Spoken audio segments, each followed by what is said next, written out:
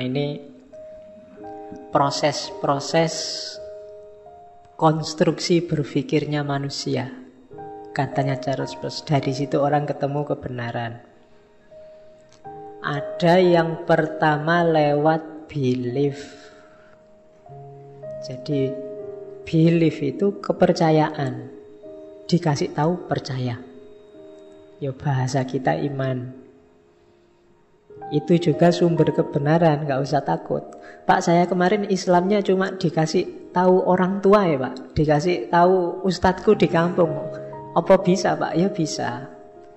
Dari belief juga bisa ketemu kebenaran. Pemikiran yang berdasarkan kepercayaan, tidak masalah. Belief, iman, akidah.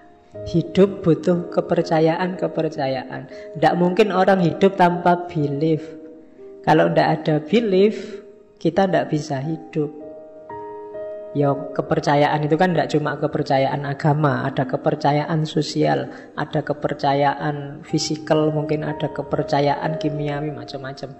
Misalnya, aku percaya bahwa setelah minum ini hausku hilang. Itu kepercayaan. Kalau aku tidak percaya, aku tidak akan minum.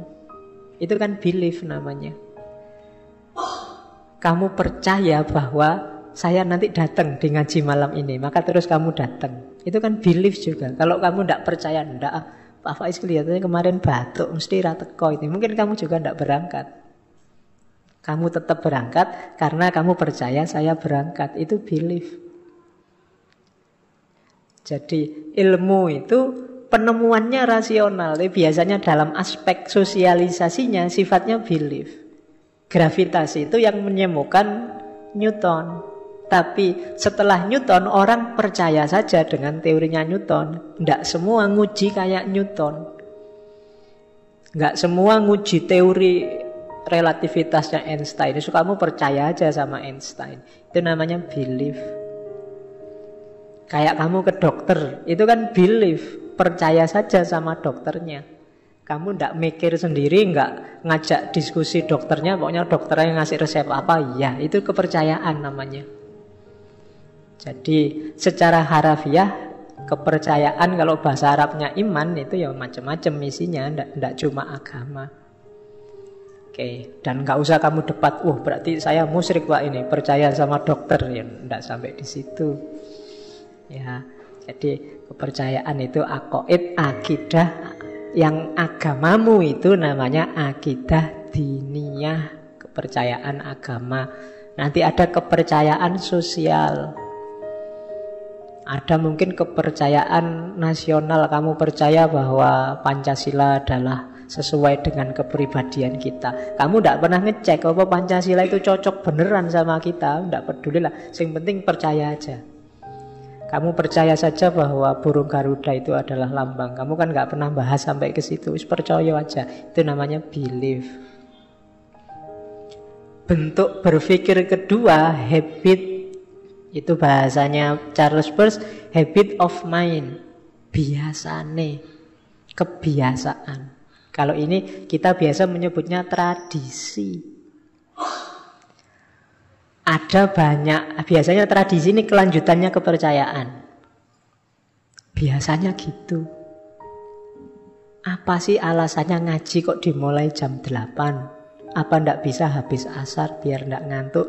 Ya bisa saja. Tapi mungkin ndak enak ya, enaknya malam. Kenapa? Biasanya begitu. Itu namanya habit. Jangan salah loh, manusia itu banyak nanti dipengaruhi justru oleh habit of mind ini. Jadi akalmu itu responnya terhadap kebenaran dan kepercayaan itu biasanya agak tergantung dengan habit ini. Kalau kamu rajin sekali sholat, akan muncul habit di mindmu bahwa sholat itu harus. Sehingga ketika kamu ninggal satu sholat saja rasanya ganjel. Itu kenapa? Karena habit. Coba kamu biasakan ndak sholat. Iya, lo itu ninggal sholat santai. Alah biasa aja. Kamu baru ninggal satu aja paniknya gitu. Saya bolak-balik ndak masalah. Itu kenapa? Habit. Habit of mind. Pembiasaan. Kamu mungkin masuk masjid pakai sepatu naik, kamu ndak enak. Kenapa? Kamu sudah dibiasakan sejak kecil masjid itu suci loh, ndak boleh pakai sepatu. Itu habit. Kalau gereja ndak masalah Pak, gereja itu kan kelompok sana kafir itu Pak, diinjak-injak juga ndak apa-apa. Itu habit juga. Jadi diawali dari belief, dilanjutkan dalam habit. Oke, jadi kalau biasanya orang itu sudah punya gaya berpikir, cara bernalar, lama-lama jadi habit. Dan mengganti habit ini tidak gampang. Maka kamu jangan mimpi kalau ada orang punya pandangan beda dengan kamu tunjukkan salahnya terus dia ganti pandangan. Tidak. Kenapa? Ini sudah jadi habit. Setiap orang punya habit of mind sendiri-sendiri. Kamu, ini loh orang gimana sih? Sudah tak tunjukin loh, salahnya di sini-sini. Dia ini hoak, mikirnya keliru kabeh. Kok pancet wae koyo ngene. Itu sudah habit. Ndak bisa. Pelan-pelan bisa. Sedikit-sedikit lama-lama bisa. Tapi seketika itu ndak mungkin. Itu namanya habit of mind. Kebiasaan pikiran. Harus dibiasakan dulu. Oke, makanya pendidikan usia dini itu penting. Dalam rangka apa? Habituasi, pembiasaan. Adik-adikmu, besok anak-anakmu, biasakan yang baik-baik sejak kecil, sehingga besok waktu besar ketika melakukan yang tidak baik, dia merasa tidak enak, merasa tidak sreg. Kenapa? Karena terbiasa baik. Kayak kamu di kelas itu loh, kalau terbiasa masuk kelas, bolos sekali itu rasanya ndak enak, ganjel. Tapi kalau terbiasa bolos, iya, masuk itu rasanya aneh ya kok aku masuk. Jadi itu karena habit. Oke, gaya mikir kedua. Ada gaya mikir ketiga, biasanya setelah habituasi, orang juga mengalami namanya keraguan. Jadi dot itu, iya ya, aku kayak gini nih apa ya sudah benar. Nah, itu mulai gaya ketiga mikir, namanya meragukan sesuatu. Apa pasti aku ngaji terus-terusan di masjid itu? Jangan-jangan aku terpengaruh nanti. Nah, itu mulai ragu-ragu. Kemarin sudah terbiasa, sekarang terpengaruh. Apa sih aku untungnya kuliah rajin itu, IP ku ya tetap jeblok. Nah, kamu mulai ragu-ragu, jangan-jangan salah aku kuliah itu. Ini kan mulai meragukan. Sholat tiap hari ya tetap sumpek aja hidupku. Jangan-jangan, ini mulai kamu mikir kan, kamu mulai ada gugatan-gugatan, pertanyaan-pertanyaan. Ini level mikir, konstruksi berpikir yang ketiga dalam diri manusia. Gaya ketiga, gaya meragukan. Oke. Setelah ragu-ragu, ada orang yang cuek kembali ke gaya berpikir sebelumnya. Apakah itu belief, apakah habit of mind. Tapi ada juga yang melangkah lebih jauh, melakukan inquiry, melakukan telaah, analisis, mulai membaca, mulai belajar. Islammu selama ini mungkin dicekokkan sejak kecil, bapakmu, ustadzmu di kampung, terus jadi habit. Kamu jadi mahasiswa mulai mikir sekarang, iya ya, apa ya pas? Apa Islamku ini serius enggak sih selama ini? Jangan-jangan ikut-ikutan. Yang bener Islam yang kayak gimana sih? Kamu mulai tanya. Itu namanya inquiry. Selama ini aku cuma ngomong aja bahwa madhabku itu Syafi'i. Aku tidak pernah sama sekali buka kitabnya Syafi'i. Sekarang tak serius buka Syafi'i. Nah, ini dot dan inquiry. Ya, yang sering saya bilang itu kan kita sering tidak serius sama hidup kita, termasuk belief kita. Nah, di level dot sama inquiry ini kita mencoba untuk serius. Aku itu mahasiswa, janjane mahasiswa itu apa sih? tugasnya apa, yang harus dilakukan apa, yang jangan dilakukan apa. Selama ini cuma ikuti kontrol aja sih. Nah, itu namanya doubt dan inquiry. Ini gaya berpikir yang ketiga dan keempat. Baru setelah inquiry-nya ketemu, kita masuk the logic of theory. Kamu nemu jawaban sekarang. Biasanya disebut konsep. Kalau konsepnya utuh namanya teori. Nanti relasi antar teori yang sistematis namanya ilmu.